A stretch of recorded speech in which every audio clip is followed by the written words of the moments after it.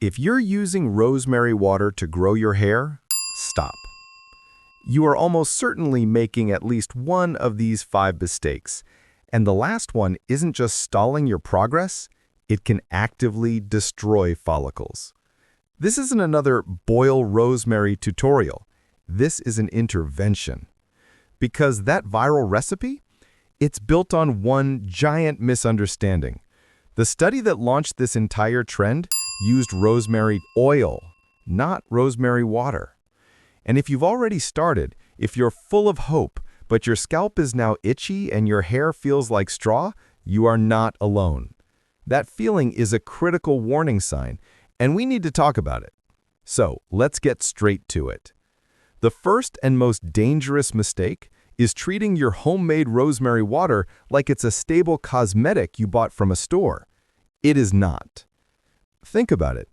What does a forgotten container of soup in the back of your fridge have to do with your hair loss?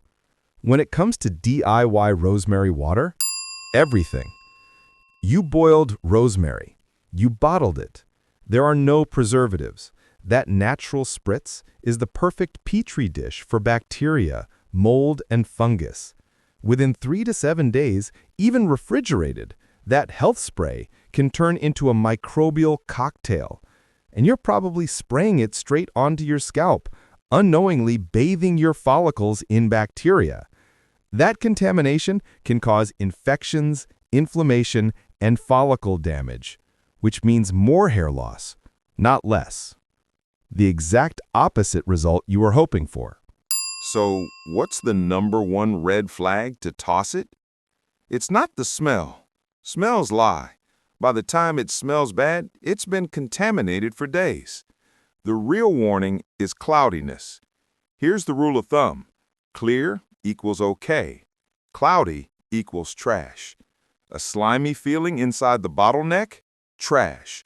Think clear or clear out. And never keep homemade rosemary water longer than 7 days. Always refrigerate. If you can't remember the day you made it, pour it out.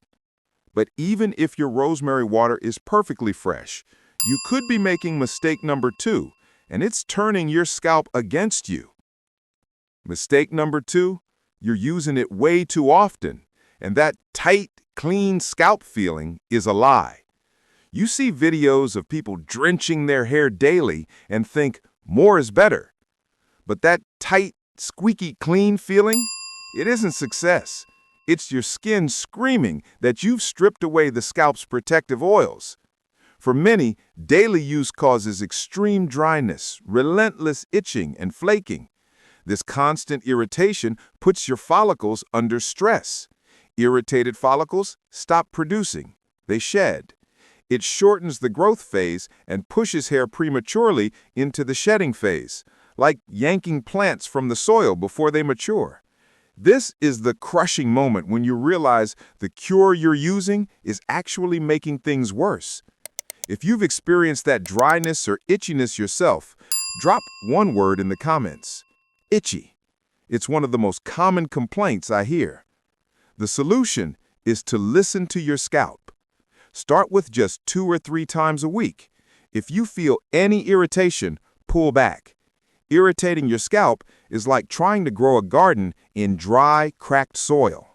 Now, this next mistake is the one that started this whole trend in the first place. Mistake #3 is believing the power is in the water. As I said in the beginning, the most cited scientific study, the one that made rosemary famous, didn't use rosemary water, not even once. The biggest clinical test compared rosemary essential oil to 2% minoxidil, the active ingredient in Rogaine. It found that the oil showed comparable results for androgenetic alopecia, but it took 6 full months to get there. Specifically, diluted rosemary essential oil applied consistently for 6 months. Rosemary water can contain tiny amounts of the beneficial compounds like carnosic acid, but the dose is tiny and wildly inconsistent between batches. You can't measure potency at home, so you're just guessing with every single spray. This is the central misunderstanding in the entire rosemary water for hair growth trend. You are following a recipe inspired by a study that used a completely different and far more potent ingredient. This brings us to a mistake that goes much deeper than the bottle in your fridge. Mistake number 4 is spraying the symptom while ignoring the cause. Let me be clear. If you're losing hair because of an internal issue, spraying rosemary water on your scalp is like watering a plant that needs fertilizer. You're ignoring the root of the problem. Rosemary may improve scalp circulation and reduce inflammation, but it can't correct low iron, low vitamin D, or hormone problems. It can't give your body the nutrients it's screaming for.